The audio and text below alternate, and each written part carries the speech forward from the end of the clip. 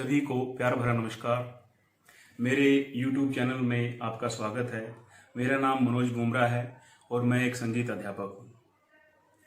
दोस्तों, आज मैं एक टॉपिक लेकर आया हूँ संगीत के बारे में, जो बेसिक नॉलेज रखता है और मुझे उम्मीद है कि आपको ये लेसन पसंद आएगा। मैं आज आपके साथ बात करूँगा संगीत की परिभाषा, संगीत किसे कहते हैं, संगीत क्या है।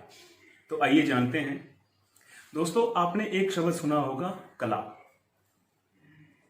कला का एक पर्यायवाची शब्द भी है हुनर, और कहते हैं कि कला और हुनर सभी में होता है। ईश्वर सभी को कोई ना कोई हुनर जरूर देता है। किसी में बात करने का हुनर, किसी में कोई चित्रकारी करने का हुनर, किसी में गाना गाने का हुनर, किसी में किसी वाद्य यंत्र को बजाने का हुनर, किसी में भाषण देने का हुनर।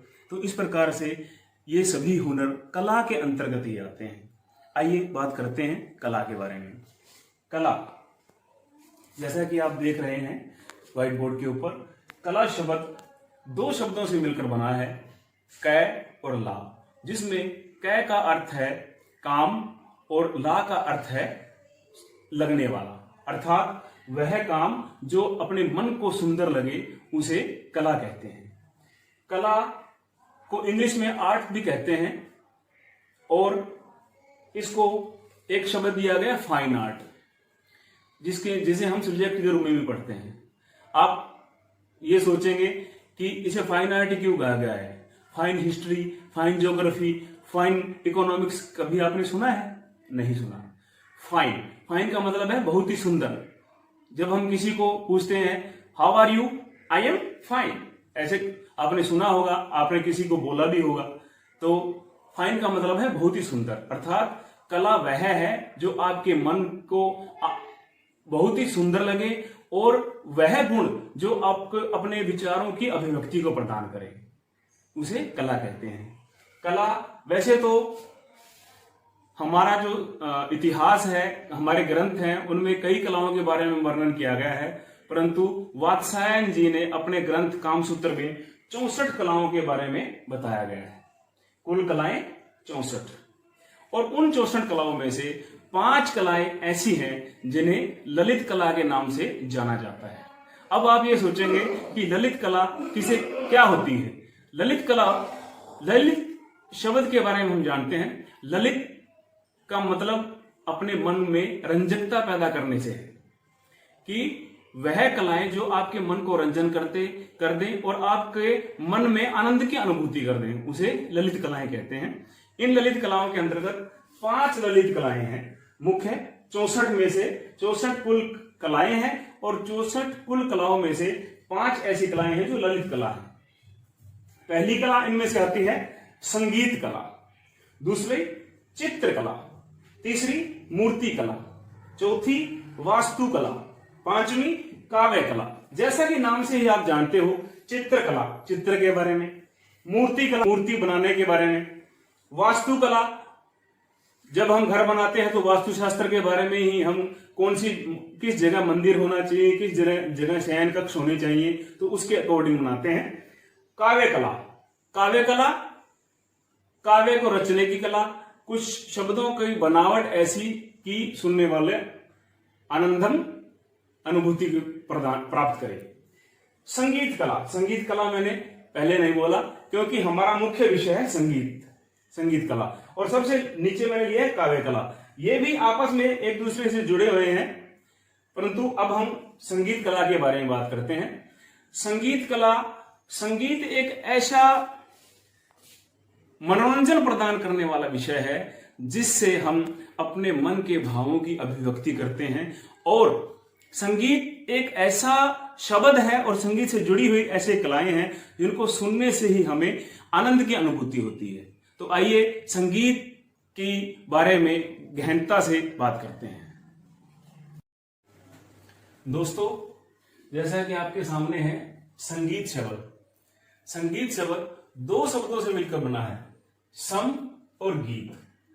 सम का मतलब है सुंदर या उत्तम, और गीत का मतलब है गाना। इस प्रकार से हम देखते हैं कि शाब्दिक दृष्टि से सम और गीत मिलकर संगीत शब्द की उत्पत्ति हुई है, जिसका अर्थ है सुंदर गाना। अर्थात वह गाना जो सुंदर है, जो हमारे मन को अच्छा लगता है, उसे संगीत कहते हैं।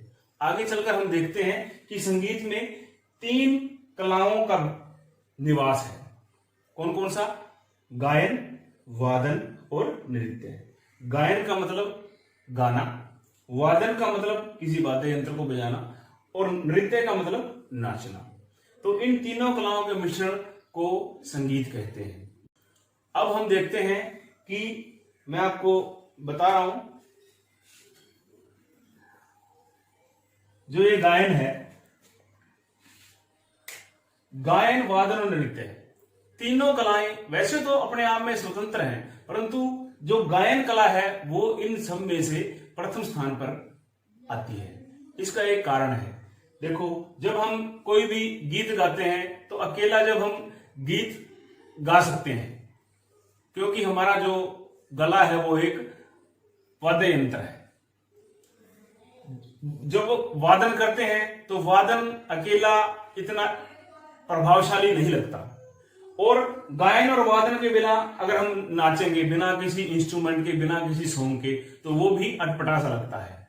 इस प्रकार से हम देखते हैं कि गायन, वादन, नृत्य, तीनों कलाओं में गायन जो कला है उसको सबसे ऊपर 1 नंबर पर रखा गया है। अब हम इनकी तीनों की परिभाषाओं के बारे में जानते हैं। परिभाषाओं के बारे में, गायन, जब कोई व्यक्ति अपने मन के भावों को शब्दों, स्वरों, लय और ताल की सहायता से प्रकट करे तो उसे गायन कहते हैं। गायन के अंतर्गत अनेक शैलियां हैं, जैसे गीत, गजल, भजन, ध्रुपद, ख्याल, छोटा ख्याल, बड़ा ख्याल, तराना, टप्पे इत्यादि। अब हम बात करते हैं वादन की। वादन का मतलब है किसी वाद्य यंत्र को बजाना। जब कोई व्यक्ति किसी वाद्य यंत्र को स्वर, लय और ताल की सहायता से बजाकर अपने मन के भावों को प्रकट करे तो उसे वादन कहते हैं। तीसरा है नृत्य। तीसरा है नृत्य। नृत्य का मतलब है नाचना। जब कोई व्यक्ति अपने मन के भावों को विभिन्न अंग संचालन के द्वारा, आप देखते होंगे जब कोई व्यक्ति डांस करता है तो उसके हाथ पैर हिलते हैं, वो अलग अलग मुद्राएं करता है, तो उसे जब विभिन्न मुद्राओं के द्वारा वो नाचता है, अपने अंग संचालन करता है और अपने चेहरे के भाव अनुभाव प्रदर्शित करता है, अपने मन के विचारों को प्रदर्शित करता है, तो उसे नृत्य कहते हैं। इस प्रकार से गायन, वादन और नृत्य, तीनों कलाओं का समावेश ही संगीत है। तो दोस्तों, आज हमने पढ़ा संगीत के बारे में। संगीत किस कला के अंतर्गत आता है, कलाएं टोटल कितनी हैं, और टोटल कलाओं में से ललित कलाएं कितनी हैं। ललित कलाओं में से हमने संगीत के बारे में पढ़ा कि संगीत गायन, वादन, नृत्य तीनों कलाओं के मिश्रण से मिलकर बना है, और शब्दावली दृष्टि से भी, शाब्दिक दृष्टि से भी हमने संगीत के बारे में जाना। तो आज के लिए इतना ही। धन्यवाद दोस्तों। मुझे पूरा यकीन, विश्वास और भरोसा है कि आपको मेरा ये वीडियो पसंद आया होगा।